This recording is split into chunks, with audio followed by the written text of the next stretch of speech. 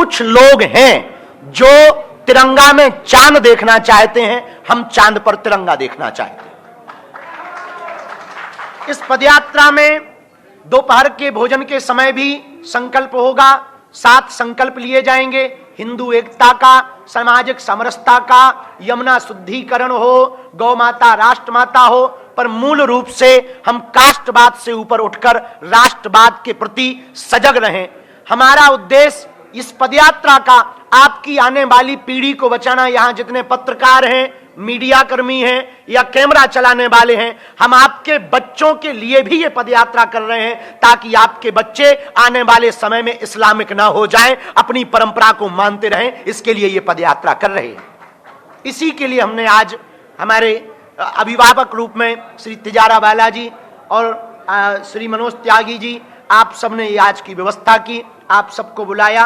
इस पदयात्रा में 10 तारीख जो है वो पूरी की पूरी 10 तारीख की पदयात्रा सिखों के 9वें गुरु तेग बहादुर जी, उनकी शहादत के लिए ये उनका वर्ष चल रहा है, शहादत का साला चल रहा है। उस दिन की पदयात्रा पूरी उनके लिए समर्पित रहेगी। एक दिन की पदयात्रा किसानों के लिए समर्पित रहेगी। इस देश के 2 ही रियल हीरो हैं, सरहद पर खड़ा जवान और खेत में खड़ा किसान। इन 10 दिनों की पदयात्रा में पूरी पदयात्रा हिंदू एकता के लिए है। हम साधु होने के नाते गांव गांव गली गली जब जाएंगे, 150 किलोमीटर, 3 प्रदेश, दिल्ली, हरियाणा, उत्तर प्रदेश, लगभग 6 जिले, लगभग अगल बगल से मिलाकर 422 ग्राम पंचायतें, 5 करोड़ की लगभग आबादी के बीच से, जनसंख्या के बीच से यह पदयात्रा निकलेगी। लगभग 40,000 से 1 लाख सनातनी हिंदू इस पदयात्रा में सम्मिलित होंगे। देश के संत, महंत, महापुरुष, अभिनेता, नेता, खेल जगत के लोग इस पदयात्रा में आएंगे और हम गांव गांव गली गली जाकर हिंदू एकता की भिक्षा मांगेंगे। इस पदयात्रा में 2 बातें विशेष रूप से हैं। जो पदयात्रा में आवे अस्त्र शस्त्र ना लावें। इस पदयात्रा में जो आवे हिंदू एकता पर जोर दें। इस पदयात्रा में जो आवे किसी दूसरे मजहब के खिलाफ अनर्गल टिप्पणियां ना करें, क्योंकि हम ईसाई या मुसलमानों के खिलाफ नहीं, केवल हिंदुओं के पक्ष में हैं। इस पदयात्रा में विशेषतया पूरे देश की हम एक नजर चाहते हैं। आप यदि नहीं आ सकते, लड़ाई हम आपकी कर रहे हैं, आपके लिए कर रहे हैं, आप नहीं आ सकते तो घर बैठकर लाइव संस्कार बागेश्वर धाम यूट्यूब चैनल पर चलेगा, उससे एक पोस्ट घर बैठ करके करें, यह भी आपका सहयोग हो सकता है। इस पदयात्रा में कल हर दिन की पदयात्रा प्रातः काल से शुरू होगी, 7 बजे से होगी, सायं 6 बजे हम विराम करेंगे। आगे ना किसी पार्टी के लिए है, ना किसी पार्टी के पक्ष में है, ना किसी के विपक्ष में है, ना सरकार से मांग के लिए है, केवल विचारिक क्रांति है, विचारों को जगाने के लिए है। जिस पार्टी में हिंदू है उस पार्टी की ये पदयात्रा है। अंत में हम अपनी बात पूर्ण करने के पूर्व में इस पदयात्रा के पड़ाव के बारे में हम बोलकर फिर आप लोगों के जो भी प्रश्न हो, खुजली हो, कर सकते हैं। हाँ, विनोद की बात है, हम सारे आप लोग ऐसे गंभीर बैठे जैसे बहुत बड़ी प्रेस कॉन्फ्रेंस हो।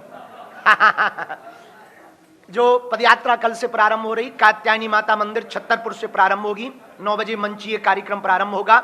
देश के सभी संत पूज्या दीदी मां रितंबरा जी भी पहुंचेंगी एवं आप परम पूज्य श्री बद्रीनाथ वाले महाराज जी, बालकदास जी महाराज जी भी पहुंचेंगे। पूज्य श्री गीता मनीषी जी महाराज जी भी पहुंचेंगे। अयोध्या हनुमानगढ़ी के संत पूज्य जी महंत श्री राजूदास जी महाराज जी भी पहुंचेंगे। उस क्षेत्र के नेता और अभिनेता, अभिनय जगत एवं गायक कलाकार सभी पहुंचेंगे और सभी बागेश्वर धाम का परिवार और हम राष्ट्रगान हनुमान चालीसा से यात्रा प्रारंभ करेंगे। 9 बजे से 10 बजे के बीच में सबसे पहले धर्म ध्वज आगे चलेगा, उसके पीछे अखंड नाम संकीर्तन चलेगा, क्योंकि ये अनुष्ठानात्मक है, राजनीतिक नहीं। तो धर्म ध्वज आगे चलेगा। किसी भी पदयात्री को धर्म ध्वज से आगे नहीं निकलना है, क्योंकि हम सब धर्म के नीचे हैं। ये देश सनातन संस्कृति धर्म से ही चलती है, उसकी आज्ञा का पालन करना है। गौ माता आगे चलेगी, अखंड कीर्तन आगे चलेगा, फिर संत महंत चलेंगे, फिर ये दास चलेगा।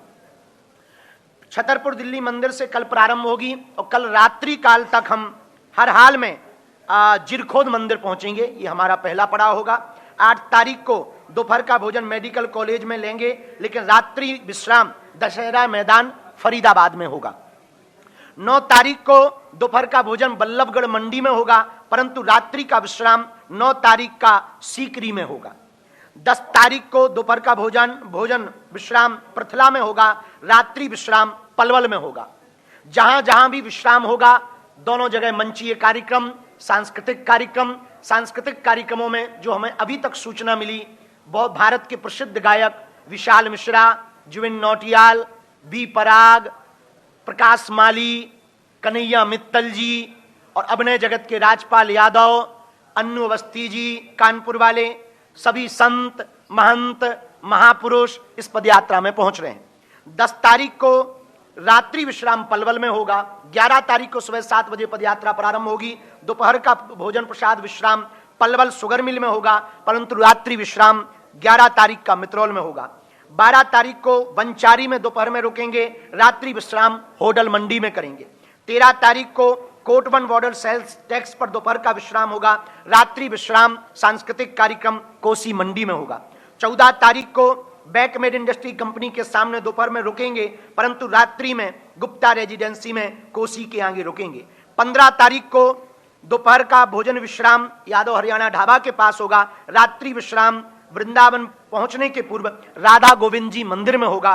और 16 तारीख वो होगी जो 10 दिन की यह यात्रा, 150 करोड़ भारतीयों की यात्रा, 150 किलोमीटर की यह पदयात्रा, हिंदुओं की एकता की पदयात्रा, सामाजिक समरसता की पदयात्रा 16 तारीख को राधा गोविंद जी मंदिर से प्रारंभ होगी, छठी कला होते हुए श्री बांके बिहारी लाल जी के चरणों में समर्पित होगी। यमुना से यमुना तक की पदयात्रा है, बालाजी का बांके बिहारी से मिलन की पदयात्रा है, हिंदू से हिंदू एकता की पदयात्रा है, माया और शक्ति की नगरी दिल्ली है, माधव की नगरी वृंदावन है, वहां तक की यह पदयात्रा है। इस देश में कुछ लोग गजबाए हिंद के नारे देते, इस देश में कुछ लोग सरतन से जुदा के नारे देते, भारत तेरे टुकड़े होंगे ऐसे नारे देते। 1947 में भारत का एक टुकड़ा पाकिस्तान बना एक विशेष मजहब की मांग पर।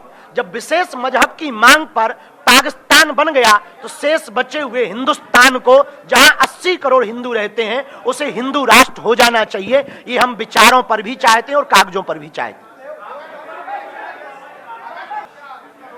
देखिए, कोई हमारी पदयात्रा का राजनीतिकरण करे, ये उसकी निजी मानसिक कुंठित संकुचित विचारधारा का प्रतीक है, क्योंकि हम किसी एक पार्टी के नहीं, सभी के हैं। साधु किसी एक का नहीं होता, सबका होता है। जैसे सूर्य सबका है, चंद्रमा सबका है, गंगा सबकी है, वैसे ही सनातन सबका है और हम सनातन के।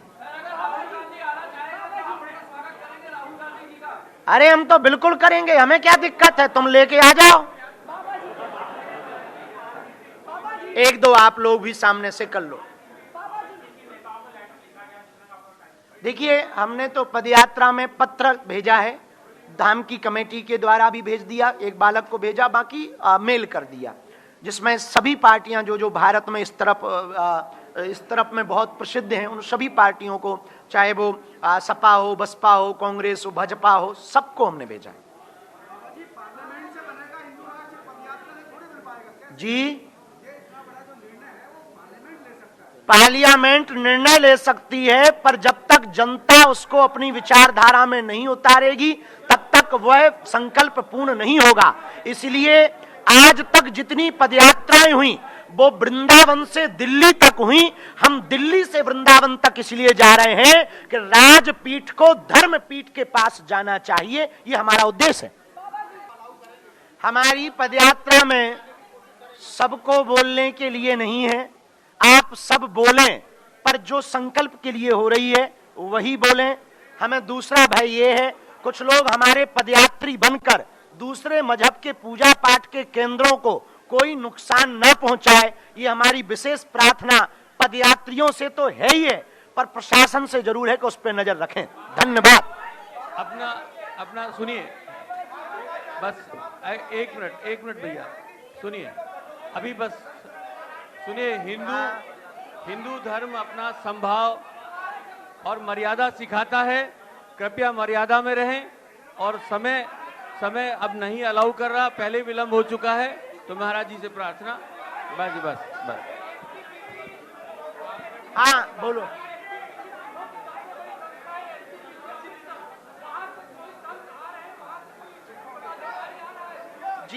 अभी 3 दिन पूर्व में बहुत से गुरुद्वारों के प्रमुख हमारे साथ बैठे थे और उस दिन ये निर्णय लिया गया कि सिख समाज के लोग 10 तारीख को पहुंचेंगे और हम मिलकर के वह 10 तारीख का दिवस शहादत के साला के रूप में जो है उस दिन की पदयात्रा सिखों के 9वें गुरु श्री तेग बहादुर जी, 10वें गुरु श्री गुरु गोविंद सिंह जी गुरु परंपरा के प्रति समर्पित रहेगी।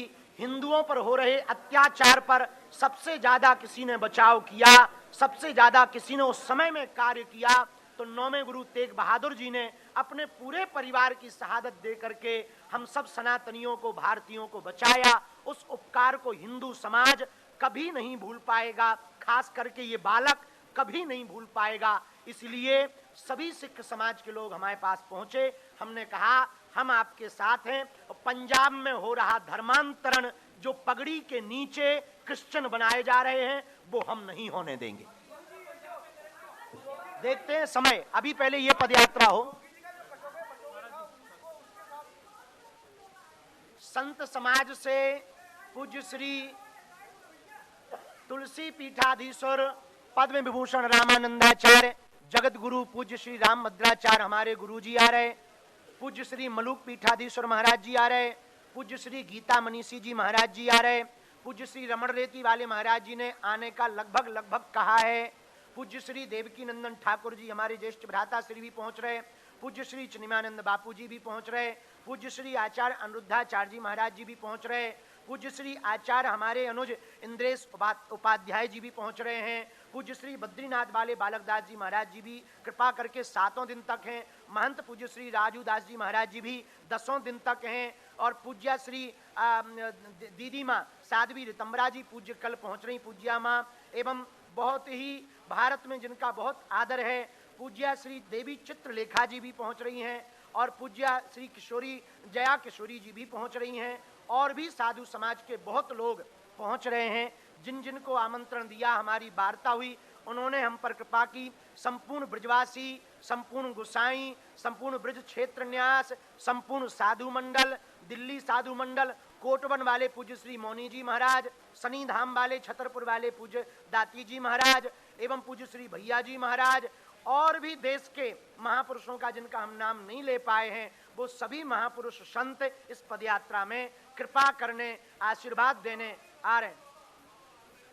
पूज्य स्वामी रामदेव जी के आचार्य जी का कल आज्ञा लगी, स्वामी जी से बात हुई, वो भी पूर्ण रूप से बना रहे हैं। योग ऋषि पूज्य श्री रामदेव जी महाराज जी भी, वो तो हमारे अभिभावक ही हैं, ये सब भूमिकाएं उनकी ही बनाई हुई हैं। अब हमें लगता है बहुत हो गई है, फिर मिलते हैं। जय श्री राम।